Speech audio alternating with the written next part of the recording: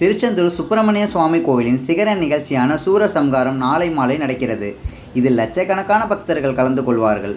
சூரசம்ஹாரத்தை முன்னிட்டு பக்தர்கள் கூட்டத்தை கருத்தில் கொண்டு திருச்செந்தூர் நகரில் எல்லை பகுதியில் வாகனங்கள் நிறுத்தப்பட்டு அங்கிருந்து பக்தர்கள் செல்வதற்கு வழிவகை செய்யப்பட்டுள்ளது.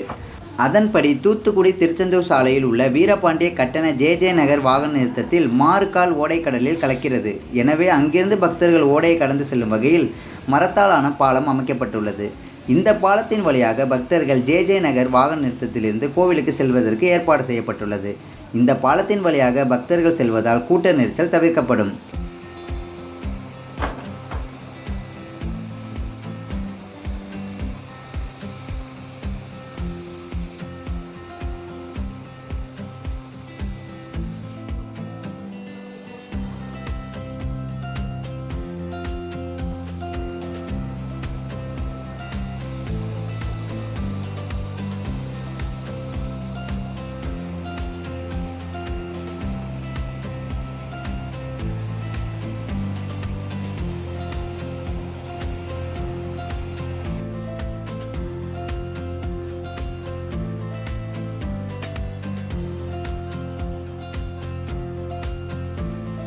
News 18 செய்திகளுக்காக தூத்துக்குடியிலிருந்து செய்தியாளர் முரளி கணேஷ்.